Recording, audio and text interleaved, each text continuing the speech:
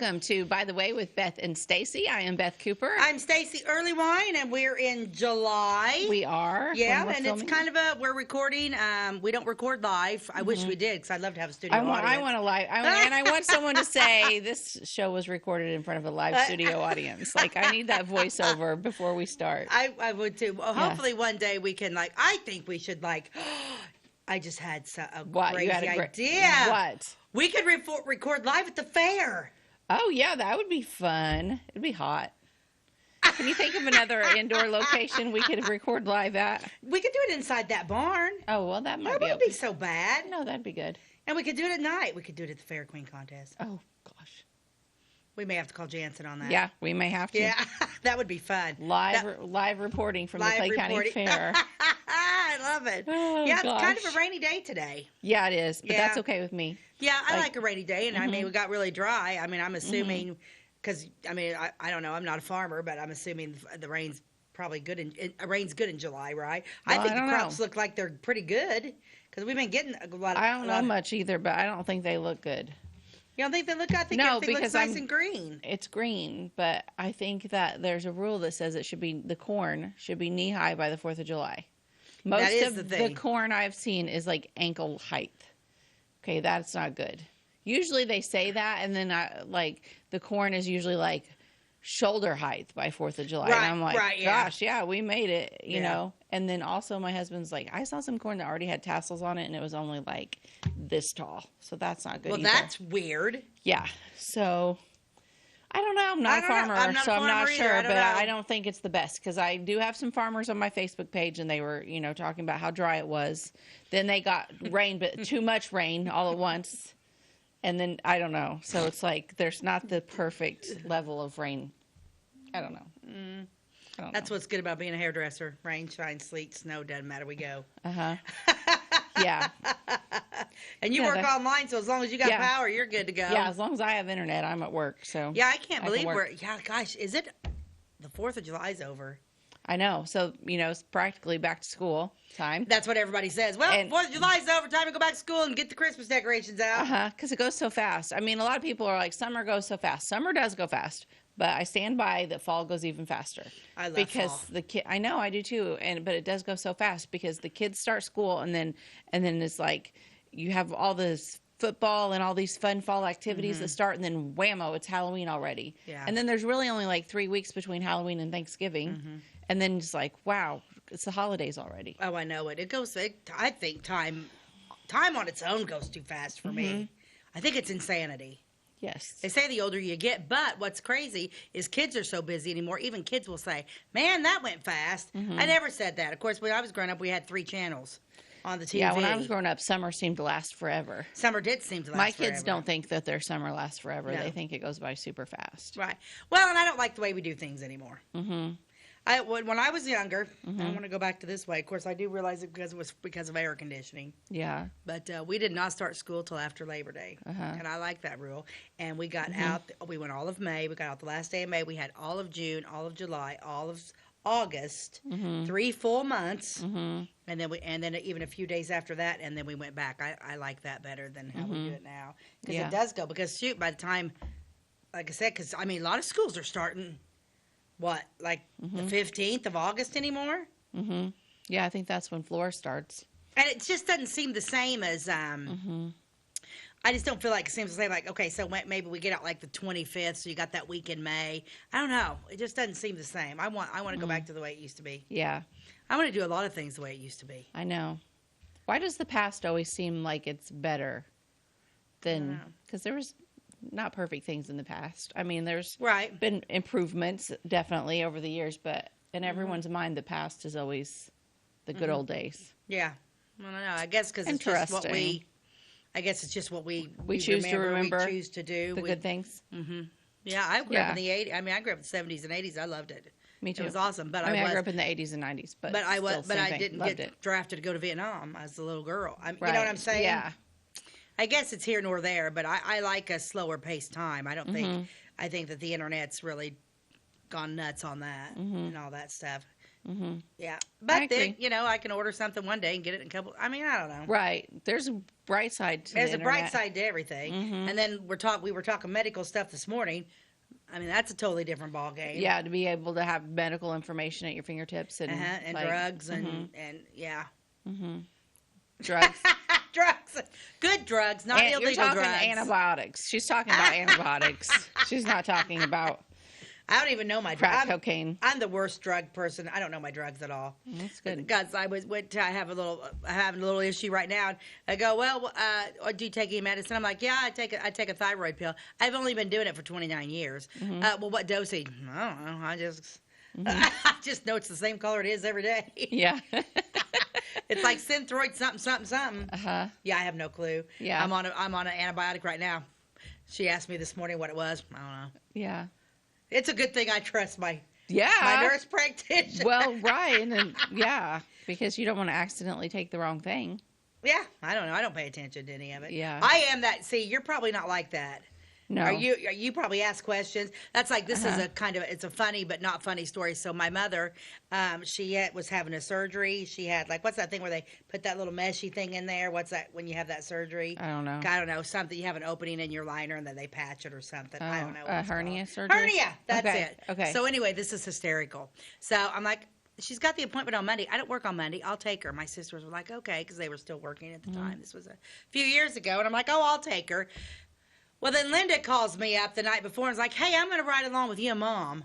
I'm like, oh, okay, whatever. And because I am my mother's daughter. I may look like my dad. She knew you weren't going to ask any questions. Diane called Linda, was like, hey, I got to work tomorrow. Are you off? Can you get off? Linda was like, yeah, I can get off. Go with Mom and Stacey because Stacey's not going to ask any question. Mom's not going to ask any question. We're not going to know what the HE double hockey sticks is going on. And so we're just driving along like that. I'm like, well, weren't you working today? She said, no, I took off. And I'm like, you did not trust me and Mom. Of course, Mom's in there like, oh, good Lord, girls. And I'm like, they didn't trust me either, Mom. Of course, Mom was like, well, I get that. No, I'm one of those patients that asks too many questions. Yeah, I don't ask any. I'll ask a ton of questions, and I'll probably drive them nuts. Yeah, whatever you want to do. Yeah, I'm literally like, whatever you need to do, just get it done, make me feel better. But whatever. Yeah. That's how it is.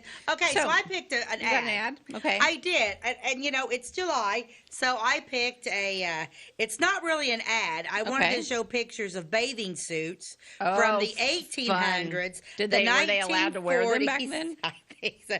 From the 1800s, the 1940s, and then today, and then what kids. Hey, Ty, I'm assuming you can figure out which is what generation, right? Let's look at bathing suits from the 1800s. How miserable! Oh my gosh! Yeah. There they are on the beach. They plumb have they're literally have dressed. Socks on, and they have a belt. There's a belt and socks and shoes. Now the little girl doesn't have socks and shoes on, but the older ladies do. I'm assuming that's a mom and two daughters. Yeah. Can you imagine? Getting under the waves and all that fabric and then having to pull yourself up out of the water with all that fabric on. I wonder how many people drowned. More than today, I bet. Yeah.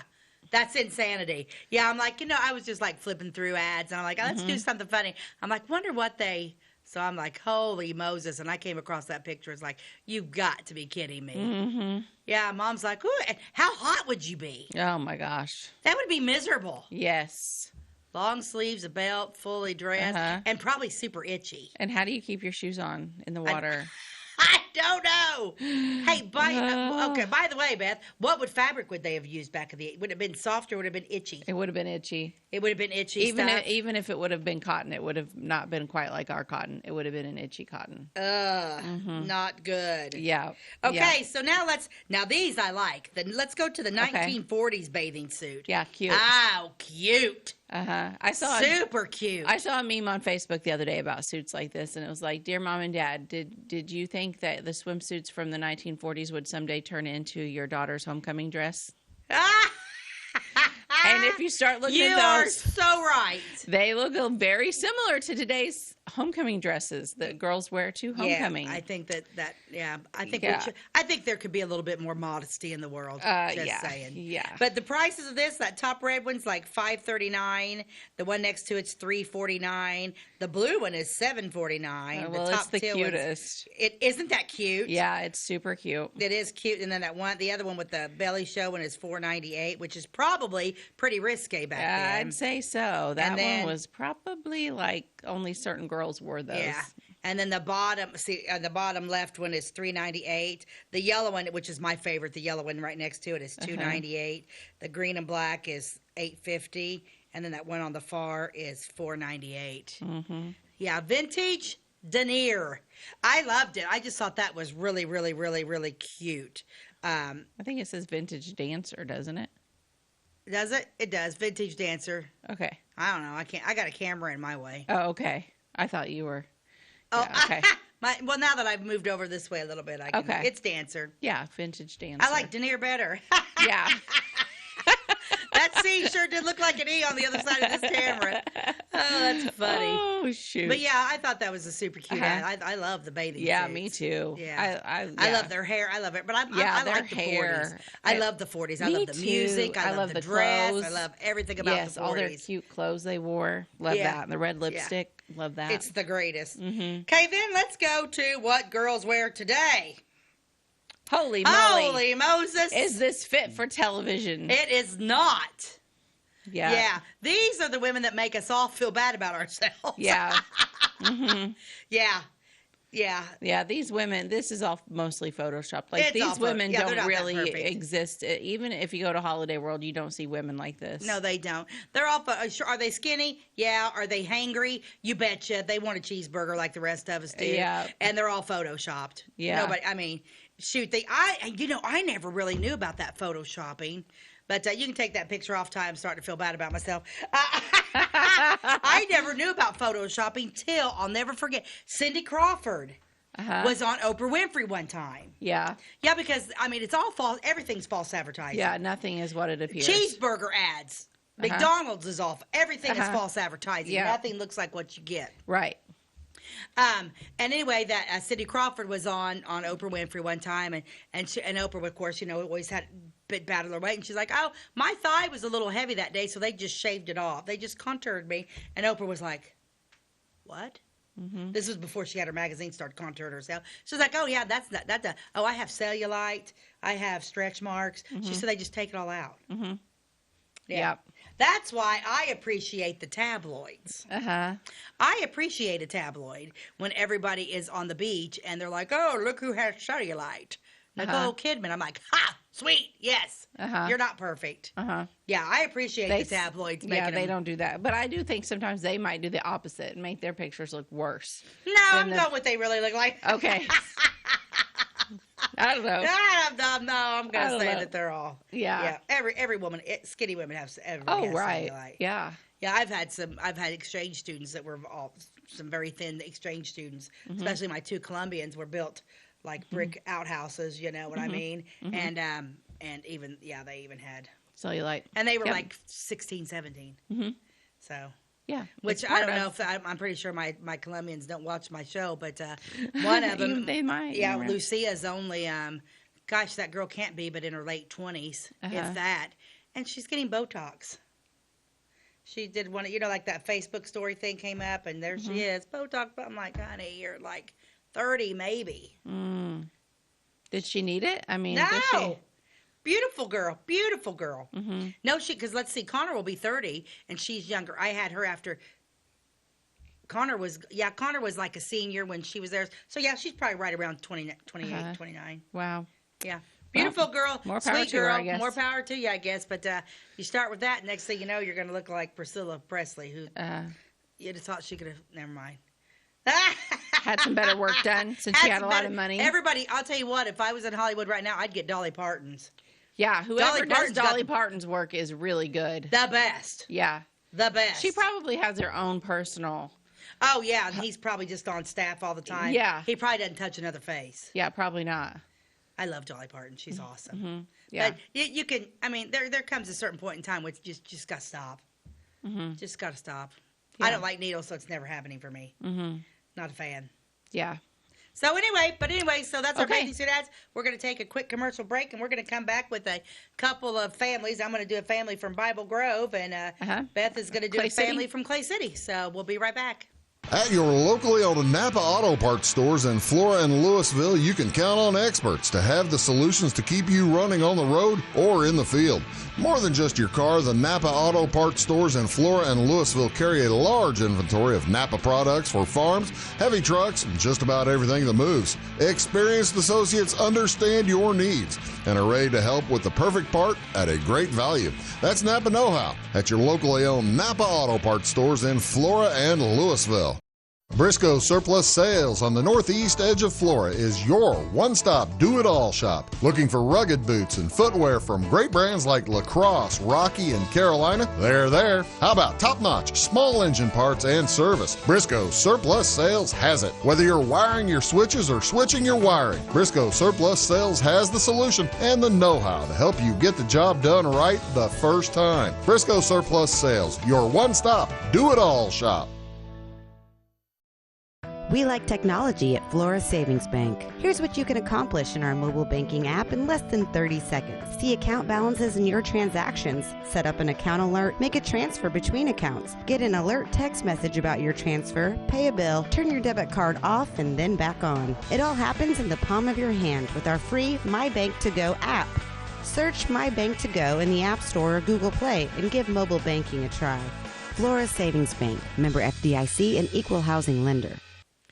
Welcome back to By the Way with Beth and Stacey. Today we're going to talk about a couple of different families. Mine's from Clay City. Stacey's is from Bible Grove. Yeah, we're going to touch on a little bit of Bible Grove, Clay City today. You want to go first? You want me to? Oh, you can go first. Okay. You seem like you're ready. Okay, I'm ready. I'm going to talk about a man named Thomas Viskniskki. Viskniskki. He was Polish. What? Yeah, he was really? Are you sure? Yeah. According to my research, yes. Was the ski in all Polish? Did I meet him? No. No. Boo. His last name is spelled Viskniskki.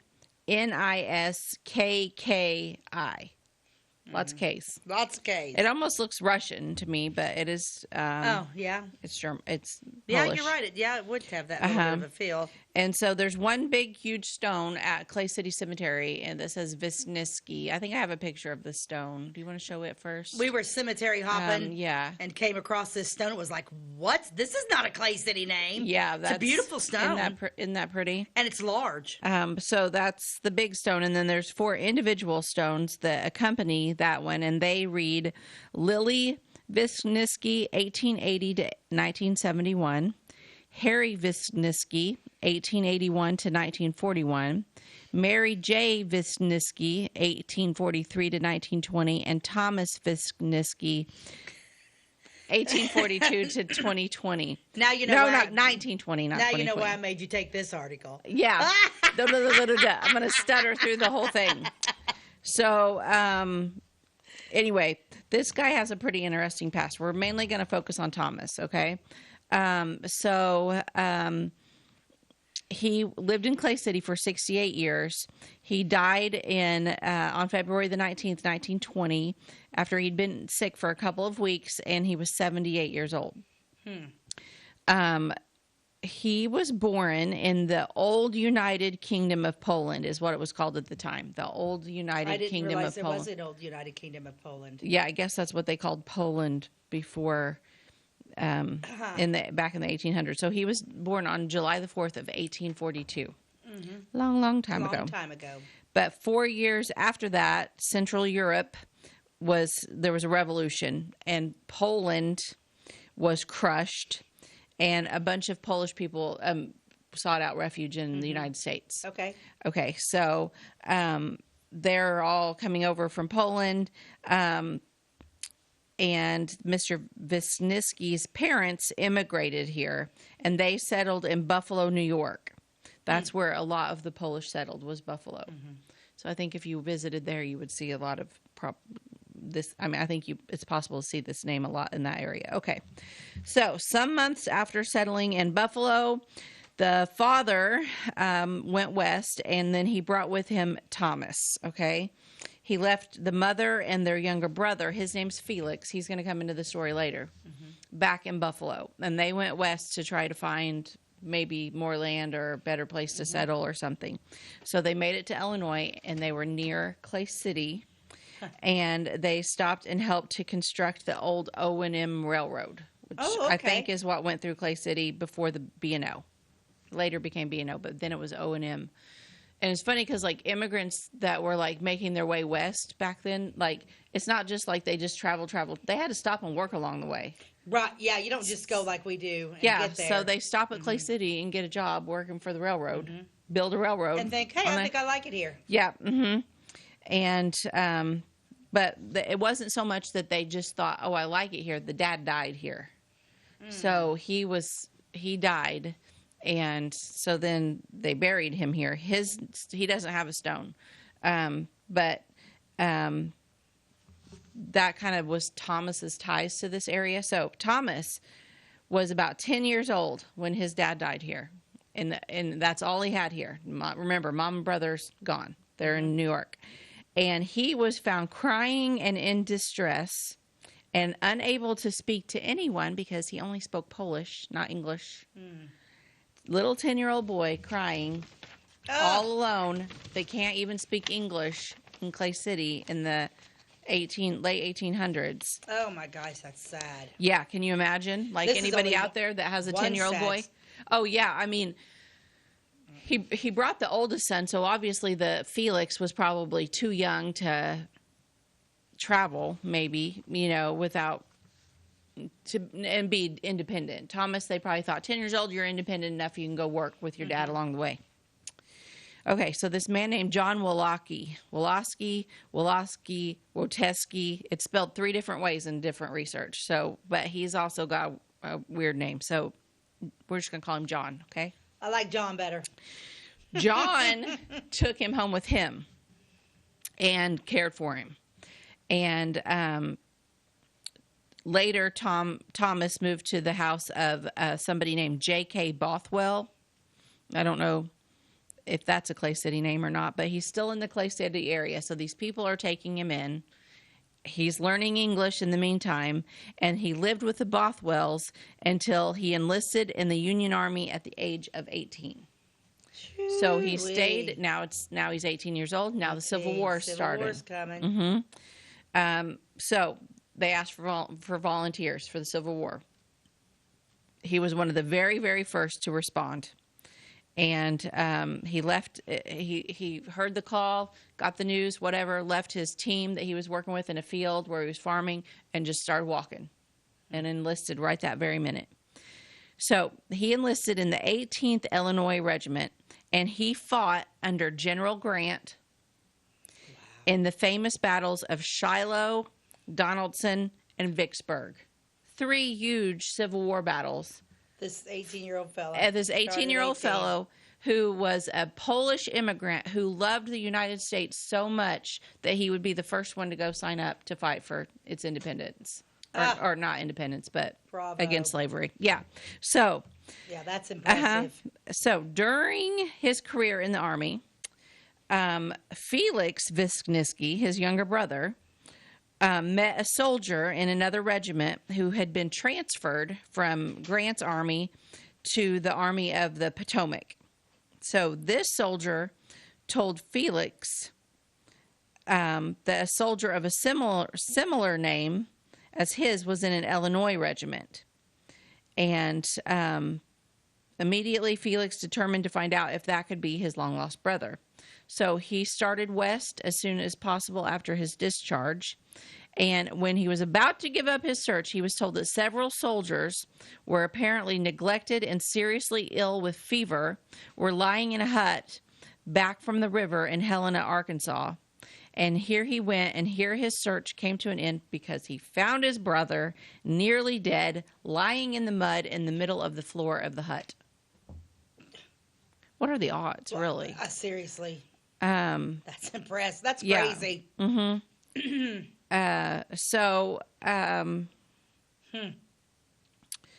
Anyway, they found each other. Thomas is about dead. Felix was dressed in citizen's clothes. And so he put the citizen's clothes on his brother, the sick brother, and he put on the sick brother's uniform.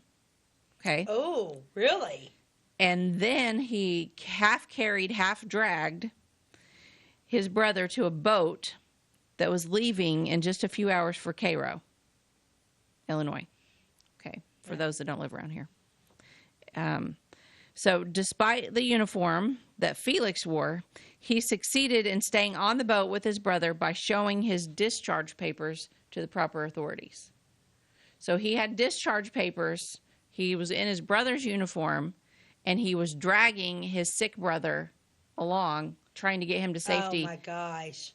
I mean, but anyway. Wow, that's awesome. As for the brother, Thomas, being in civilian clothes, no question was raised as to his right to go north. So they made it out. Felix Viskniskki accompanied his brother, Thomas, to Clay City and nursed him back to health. So they came back here. He nursed him. I mean, it's just, of all the places in all the world, he managed to find him, and all those soldiers. Yeah, you're going to tell me God's not involved in that? I know. Yeah, that's not happening. Know. Yeah. Then, okay, so he nursed him back to health, and then this really gets me. I mean, this guy was so brave, and I'd like to think there's still men out there like this today, but sometimes I'm just like, I don't see very many of them. Thomas rejoined his regiment, which had long since given him up for dead. So his regiment thought Thomas is dead. He's gone. He was sick. He disappeared. He's dead. Nope. He went back home, got better, and then went back to his regiment. Really? Yes, and he continued to fight with them until the end of the war. Oh, my God. And then after the war was over, he got married to a woman named Mary Jane Farr of Clay City, and then he started different businesses. One being the saloon business. Nice. In which he needed a drink after all that. I was just saying. And so he went into business. It had a business partner, Samuel Holman, just for a short time around 1865. And then it says that by practicing thrift and making wise investments, he had acquired a considerable fortune. Ooh. Well, good for him. Good for him, He deserved it. Well, before you go on about his fortune, let's take a quick commercial break, and we will be right back. Okay. If you're looking for a loan for your brand new home, call Clay County State Bank. If you want to transfer money so your future will look sunny, call Clay County State Bank. We got checking and savings and bill pay too. An online banking, just ask our crew. For all your banking needs, we think you will agree. Clay County State Bank is the place you need to be. Clay County State Bank. At Clay City Banking Company, we're all on the same team, regardless of zip code. At home, work, school, or across the country, you can be part of our team with our cutting-edge mobile banking products. From your hand, you can check balances, transfer money, make deposits, and pay bills. Looking for a loan? We've got you covered with our mortgage, agriculture, commercial, and consumer loans. Join our team today. Clay City, Flora, Louisville, and Fairfield Banking Companies. We're the hometown banks, member FDIC, and equal housing lender. Tomorrow. Some fear the uncertainty it brings. Some trust the promise it holds. At Grinnell Mutual, we are always looking forward to tomorrow, growing and innovating. So even if the plans you have for the future aren't the same as the plans that the future holds for you, you can be ready. Because we'll be ready, like we have been for over 100 years. Trust in that. Trust in tomorrow. Talk to your mutual agent today. Your local agent is on the square. Louisville, Clay County, Farmers Mutual Insurance. Welcome back to By the Way with Beth and Stacey. I'm in the middle of a story about a man named Thomas Viskniskki. Viskniskki. It's very hard. And yes. And we have a picture of Thomas. Let's take a look at that real quick. I want to see this picture. Yeah, so here we go. This is Thomas Viskniskki. And he's an older age there with his beard, but what a guy. I mean, what a guy. Fearless. Yeah. Had a rough life, to say the least. Oh, yeah. But orphaned at 10. Yeah. Brought up in a strange country and became devoted to that country and went off and served in the war. And those immigrants made this country great. There's no doubt about it. Those immigrants were awesome. Yeah. So, bravo. Okay, so he got back from the war. Now we got money. Now he's got money. He started a saloon because we all know that's where the money is. And he made some wise investments and acquired a fortune. But the problem was that by this time his health was failing. And he spent he just retired.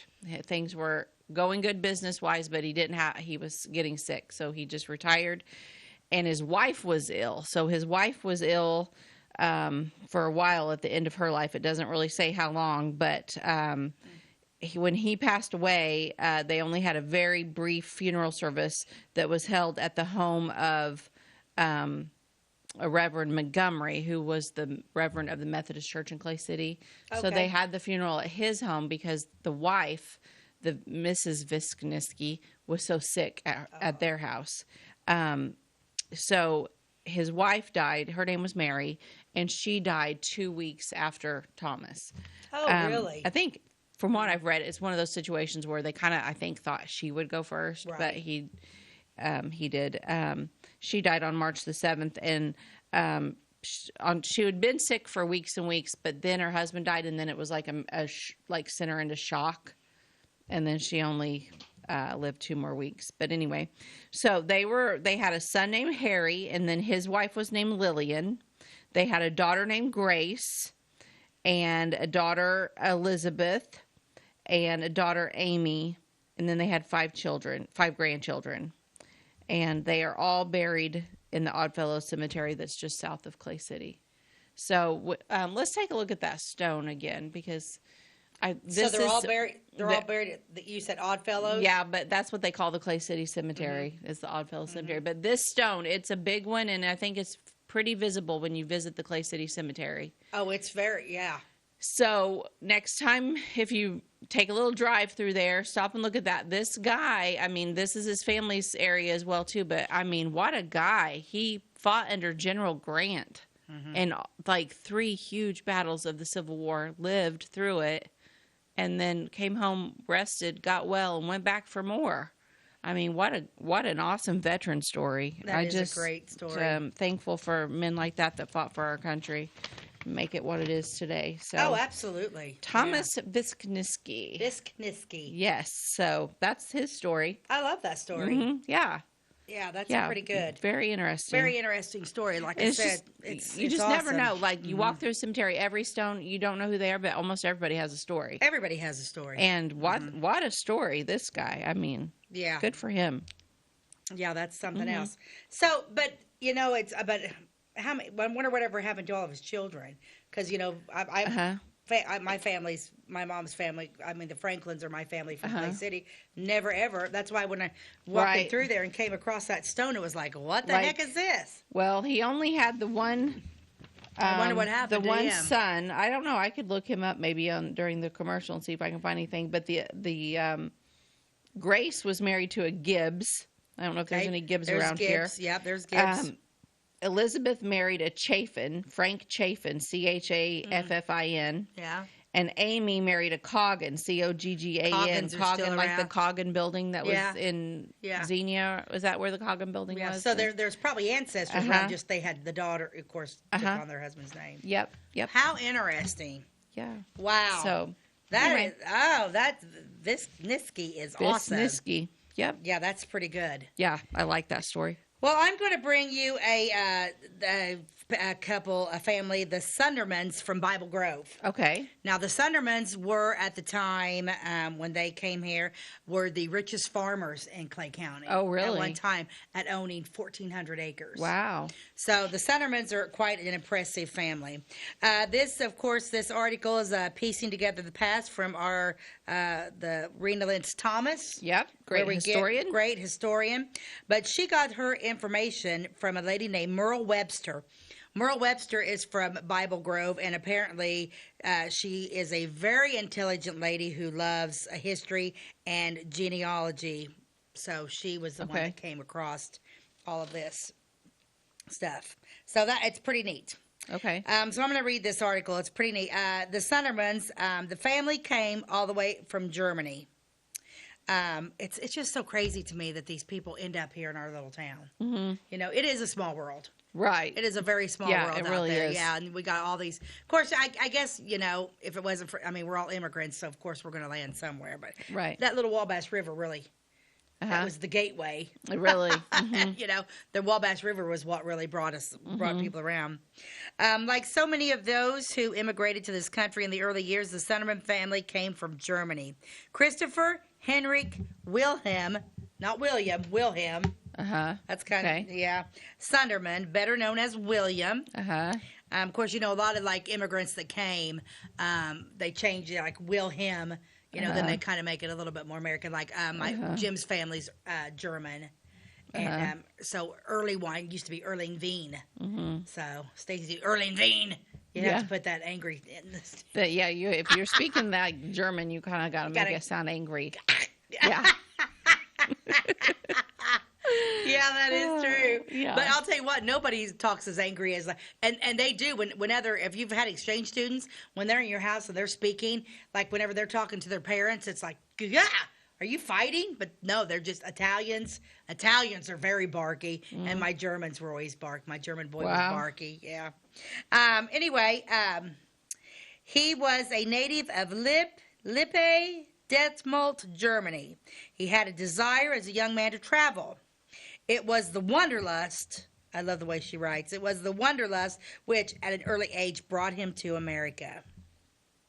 Now, you know what? I mean, here's the thing about it is you don't just take, like we were talking just a little bit ago, you don't just take traveling across this pond lightly. It takes months. Right. Oh, yeah. It takes months, and it's not a cruise ship you're on. It takes months. You got to take your own food, seasickness. Apparently, to come from Germany does take about 2 months to get there. But if you think about the people that traveled over here, it's quite impressive. I can't even fathom it. Yeah. And you know, and here's the other thing: they didn't have like all those guided things to let you know where all the storms were at. Yeah. And it would be an interesting fact because a lot of these people that come over, there's probably no record of them. I wonder how many people died at sea trying to make their way here. Oh, a bunch, I bet. Can you imagine? No. Because I would imagine these Terrifying. immigrants probably just jumped on a boat and, yeah, quite. Yeah. Okay, so they took their passage. The passage took about 2 months, and people had to bring their own food for the entire trip. Yeah, one thing about packing that? No, because you don't know if you'd be there. You don't know if you'd be on the ship 6 weeks, 8 weeks, 10 weeks. Yeah, right. And the thing about it is, but they didn't pack clothing. But they only pack. I mean, because people don't have clothes like we have today. So, like, it was mainly food and medicine that they were bringing, and not clothing. Wow. Yeah, I can't. I'm a big baby. There would be no way I could do it. No. I'd be so sick. Oh yeah. Mr. Sunterman William was a farmer by occupation. He first settled in New York, which that seems to be like where everybody drops off on the East Coast. New York, and a few months made his way to Philadelphia, and then made his way to St. Louis, Missouri. Okay. For several years, he roamed the country and led a wandering life full of adventure and interesting incidents. Okay. Now, here's where he comes. In 1837, he came to Clay County. Okay. So it's 1837. Flora was not built till 1854. Right. So he's in town. He's in Clay County really early. We're talking. He's one of the first ones here. He's got to be here with Macaulay. Always so like why here? Why didn't you stop in Marion County? You came from St. Louis, like you got to the Salem area, whatever. You're like, I'll just go a little bit farther. And then here they are. And here we are. Yeah, I mean, it's insane. Okay, I mean, I'm glid they did. It's just weird to me. Like, what about Clay County? You were like, yeah. And so he's here in 1837. When was Macaulay here? Macaulay wasn't here much. Yeah, it was in the 1830s. Yeah, so we're talking. So the Suntermans are making their way to Clay County early too. Of course, he's not settling over in Clay City. He's settling up north in Bible Grove. So he came to Clay County, Illinois, where he worked with a crew on the old state road. He liked the country and planned to return. He did so in 1839 in a two-wheeled vehicle loaded with goods. So he's come to Clay County. Then apparently this guy likes to travel, so apparently he's back on the road again. Okay. So this time he's loaded down with goods, mostly jewelry and calico. Now, what is calico? Calico is fabric. That's what I was wondering, if calico was a fabric. Yeah, not cotton fabric. Which he peddled over the country, buying and trading skins and pelts of all kinds. He traveled all over Clay County and was a welcomed guest wherever he made an appearance. By the solicitation of settlers in Hoosier Prairie, he was induced to put up a store in partnership with Henry Mickey in the south part of the prairie. Kai, let's pull up a picture of who we're talking about here. I'm going to make a little note here. The younger, let's look at these guys. Okay, so this is an early photo of E.L. Sunterman and his brother John. Okay? Cute guys. Cute, aren't they cute? Yeah, very nice looking. Yeah. This is like an early photo of the gentleman we're talking about. Yeah. Yeah, they are very cute. Yeah, I like their suits and their tie and their little handkerchief in the pocket. They look so dapper. They do. Yeah. They kind of remind me of, like, bank robbers, though. Like, well, you know what? I can see where that would happen.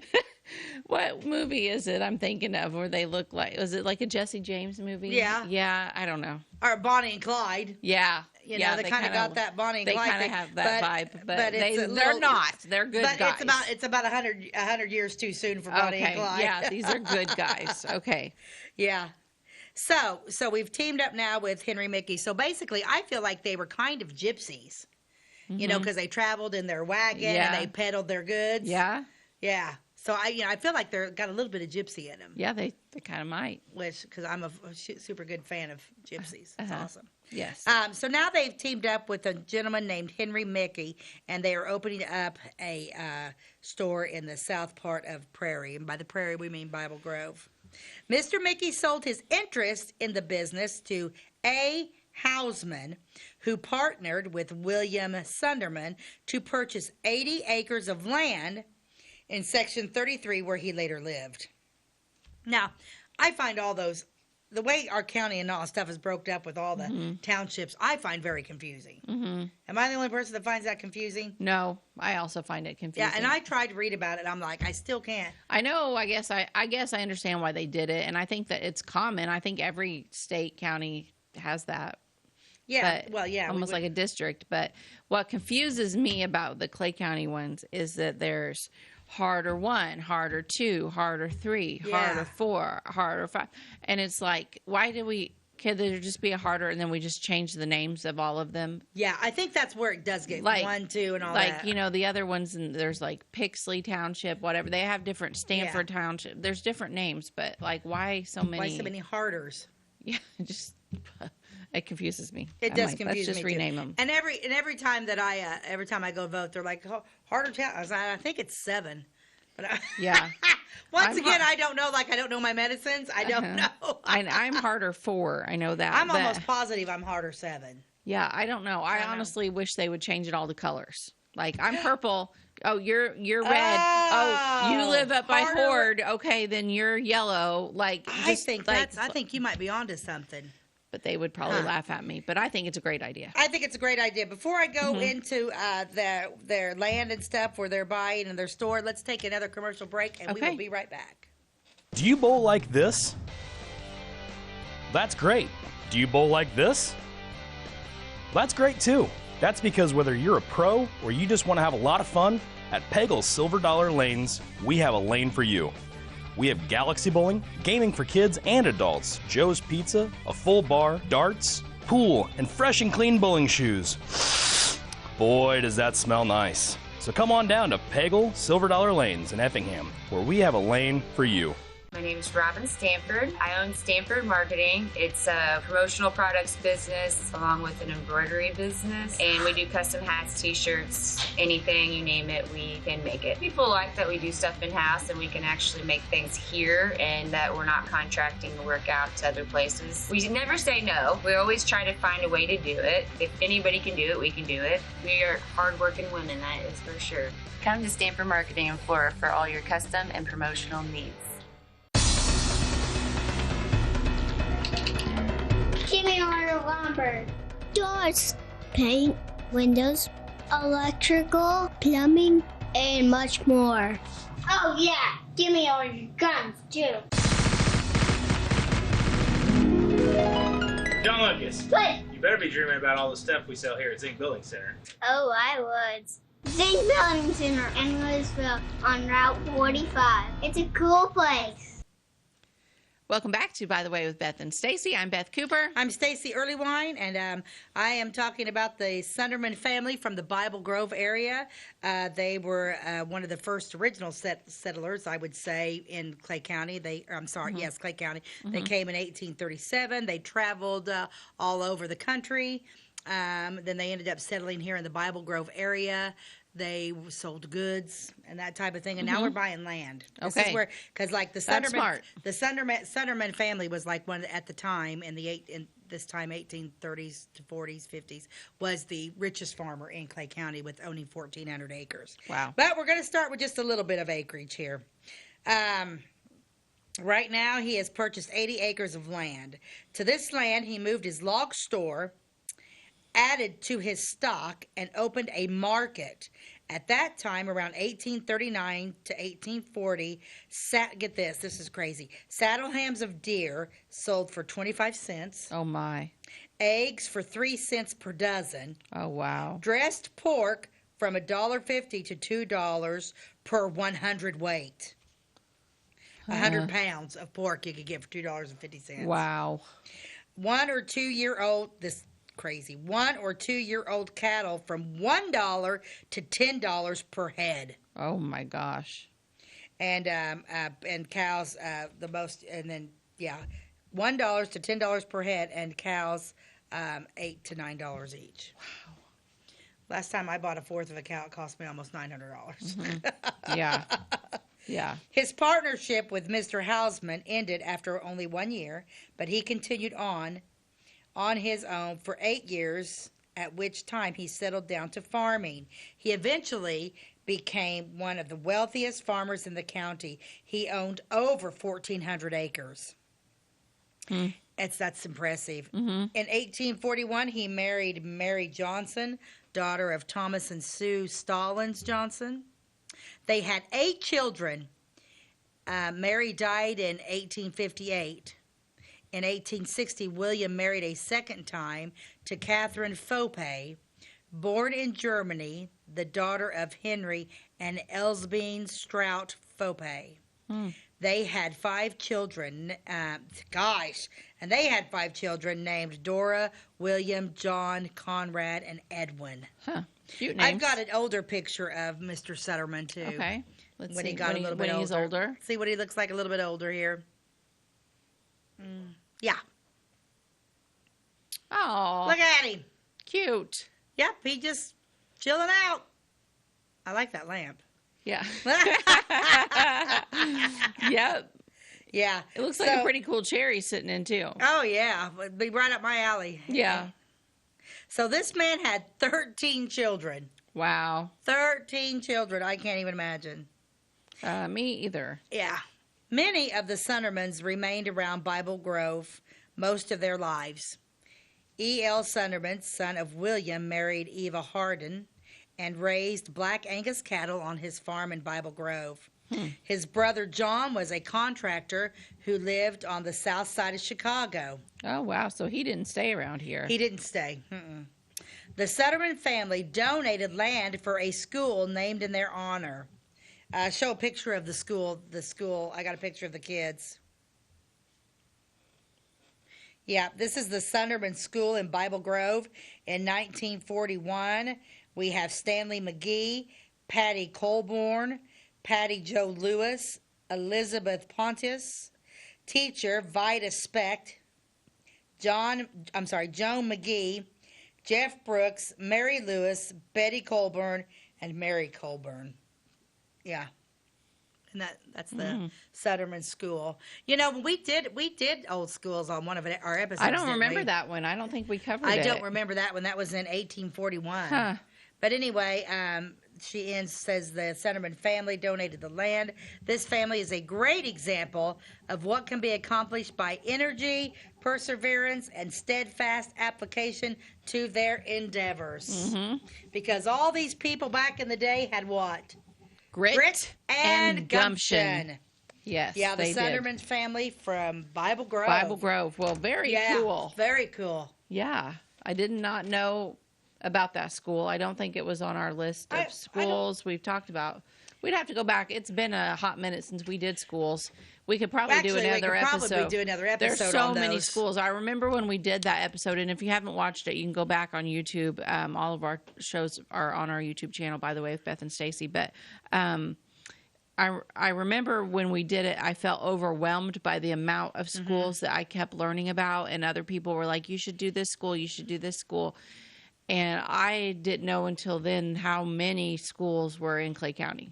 Right. Like, you know, everyone knows, oh, we had a lot of one-room schoolhouses. My gosh, there was like one on every corner. There was. They were everywhere. And we covered a bunch of them, and we still didn't cover them all. We didn't cover them all, because I don't remember the Suntermans. Me either. No, that would be, that might be something worth revisiting. Well, shoot, if you think about it, like seminary school in Flora, you know, you had seminary school was for the, Northwest kids. You had McKendree for the Northeast kids. You had Washington for the South Enders. You had Lincoln for the country kids. You had Xenia had their own school. Oh, right. But those are like modern schools even compared to what these were. Like, yeah. So, I mean, there was probably a turnover of schools every 30 to 40 years. It makes you wonder how many of those buildings are still standing. I don't know. I don't know either, but because you know, when you drive around, which it's about time to take another road trip. When you're driving around, you don't really just see too many old schoolhouses. But how would you? I don't know. I know that one of those schools that we talked about on that school episode is now a home. Yeah, and we talked about that. Yeah, I wonder how many would be homes or just that they look like an old rundown home. Or maybe even businesses now. I mean. I don't know. I don't know either. Yeah. Yeah, that'd be another thing that'd be another episode to dive into. Yeah, if you know of an old school that you want us to talk about that we didn't talk about on our other school episode, send us an email, by the way, with bethandstacey@gmail.com, or reach out to us on Facebook. We have a Facebook page too you can follow. And it's, by the way, with Beth and Stacey. But let us know, because I'd like to dig into that more. Yeah, that would be interesting. And, you know, and you think about, of course, I'm surprised you haven't mentioned, you know, Walnut Grove yet. But, you know, I mean, and the teachers, how did they teach? Because you had, like, if you were, well, let's just talk about Walnut Grove, the one school. I mean, they had, like, little bitty ones and teenagers. Well, we actually modeled that when we did homeschooling. Like, when you, as a homeschool mom, which I homeschooled for years and years, you have kids of different ages, and it's kind of that same thing where you are teaching at the same time. But sometimes, like, the younger kids will really listen to what you're teaching the older kids, and they may not have the same grasp on it, but they're kind of getting introduced to concepts and stuff. And sometimes the older kids can help the younger kids with math and things like that. So like if you had a large schoolroom, you would teach the oldest, and then while they're working on their math problems or whatever, then you would go over the lesson for the younger kids on math. And just I don't know. I mean, there wasn't as many kids. They might have kids of all different ages, but there probably wasn't as many in the classroom as what there is now in a classroom of 30 second graders. Yeah. You know? That's true. So they had time to kind of do a little bit more one-on-one maybe. Right. I don't know. There is a, have you ever heard of the movie The Dressmaker with Kate Winslet?